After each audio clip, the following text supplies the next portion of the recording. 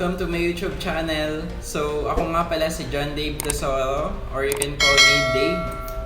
Ako nga pala ay isang aspiring content creator and YouTube vlogger. And this is my first ever video na gagawin na i-upload sa YouTube.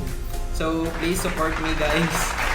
Ang niche ko pala is about all tutorials and tips and tricks and on how to improve your video and photo editings. So, yeah.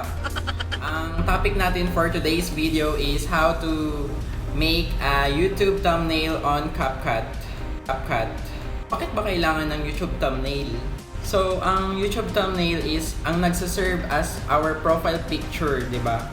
Paano masabi? Ma-hook natin yung mga viewers. Gets?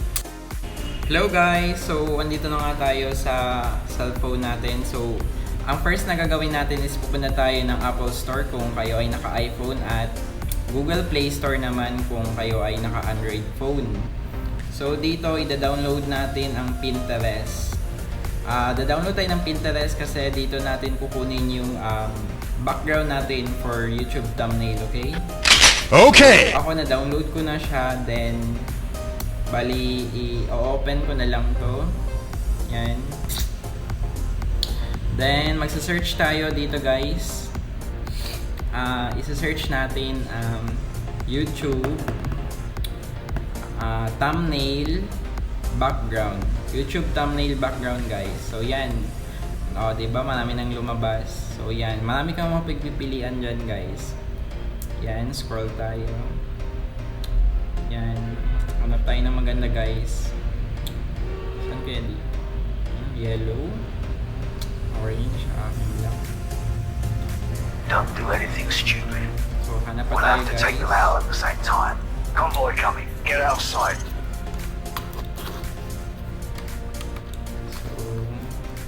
So, itong napili ko guys, yung yellow. So, ida-download lang natin, i-click lang natin yung triple dot.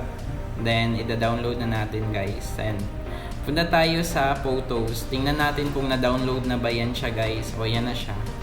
Yan na siya. Napunta na siya sa photos ko. Then, ang next na ida-download natin is CapCut. So, ako naka-download na ako guys, pero ipapakita ko na lang din sa inyo kung paano siya i-download. So, yan, na-download ko na. I-search nyo lang CapCut. Then, open. Yes. Yan. Then, click nyo ang new project. Yan.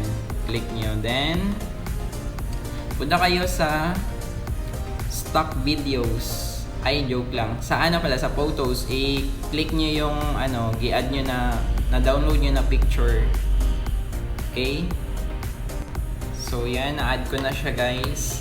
Andiyan na. So, ang next step natin is pupunta tayo sa ratio. Ang ratio ng YouTube thumbnail is 16:9. So, yan. 16:9. Click natin yan. Yan, naka-ratio na siya ng 16:9. So, mag-a-add tayo ng... Click lang natin itong overlay. Then, add overlay. Then, kukuha lang tayo ng isang picture. Hanap lang tayo sa gallery. Yan, baba. So, okay yung picture ko dito. So, yan. Itong napili ko na picture. Yan. So, paano natin matatanggal ang background natin sa picture, guys? So, punta tayo sa cutout. Then, remove background. So, wala na siyang background. Then, punta tayo sa cutout stroke. Click natin yan. Then, pipili na tayo dyan ng mga design.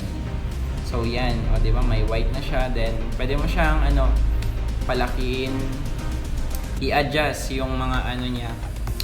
Design niya na color white. Pwede mag-blue or anong gusto yung kulay. Then, diba? Yan, medyo palakiin lang natin siya. Yan, okay na yan. Then, pwede nyo siya i-move, guys. I-move nyo siya dyan sa gilid. Yan. Uy! Ba't ka naman tumatago? Nagawa mo.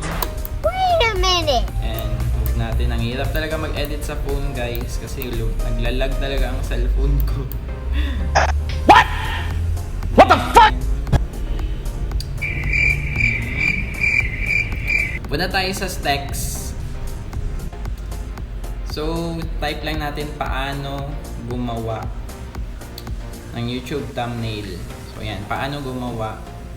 Yan, type natin. Next. Punta tayo sa style.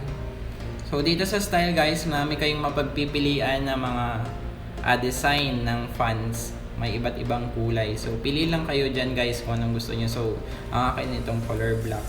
Then, i-adjust lang natin siya guys. Then, ilalagay lang natin siya dyan sa gilid.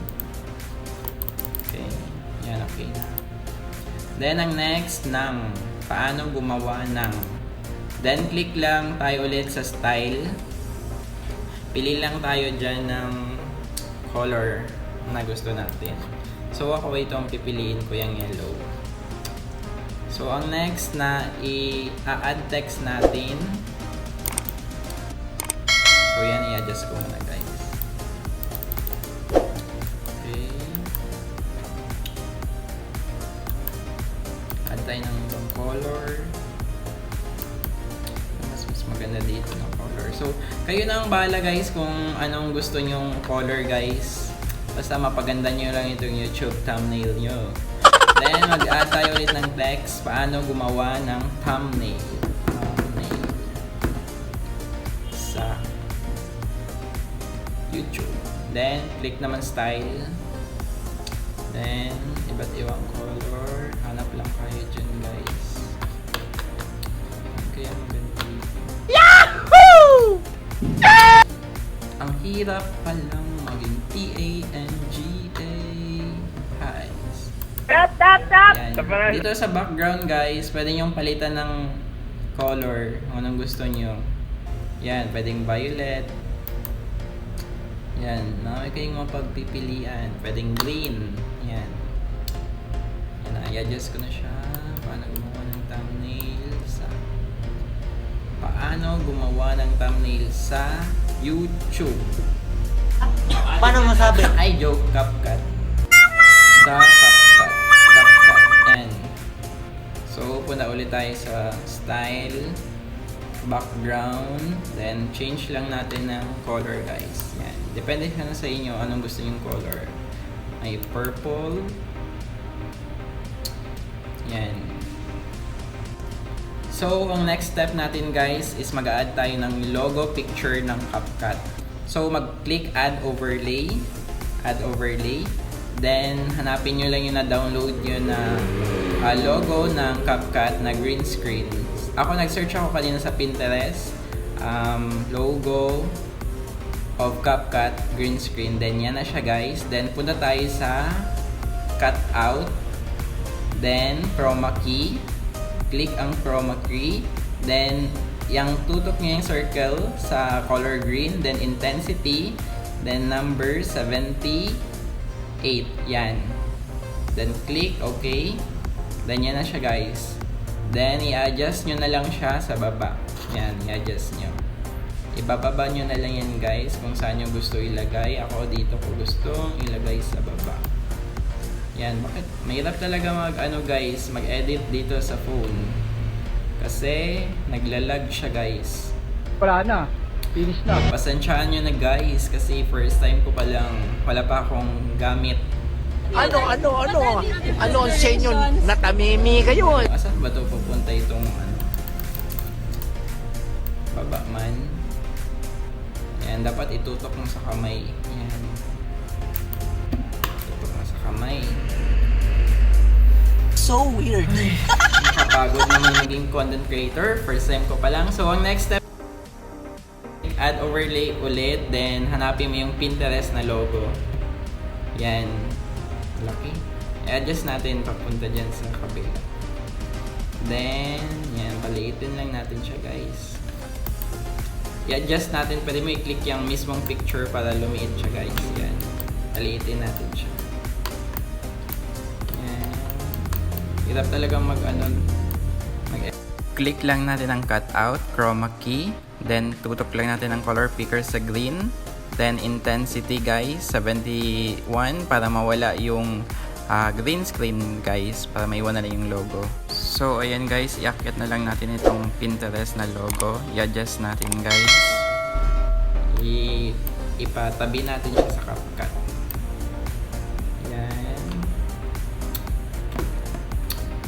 Then, ang next step, ang next step natin dito guys, yan, i-adjust ko muna siya konti. Yung mukha ko. Then, so okay na ito guys. So, export na natin. So, yan, in-export ko na guys. Then, so, ganun lang kadali guys, gumawa ng, you know, ng YouTube thumbnail guys, ha? Don't forget to subscribe guys. So, yan, in-open ko na siya. Nandiyan na siya. Then, i-click mo lang screenshot guys. Click screenshot, then punta tayo sa photos. Hahanapin natin yung screenshot natin guys. Then, yan, click natin. Then, i-edit natin. Click crop. Then, adjust sa baba at sa taas. Ipantay nyo lang guys. Then, once done, click nyo lang ang done. Then, meron na kayong thumbnail sa mga videos nyo na pwede nyo nang i-upload sa YouTube nyo guys. Yan. Pwede nyo na itong i-upload. So yun guys, sana may natutunan kayo sa video ito.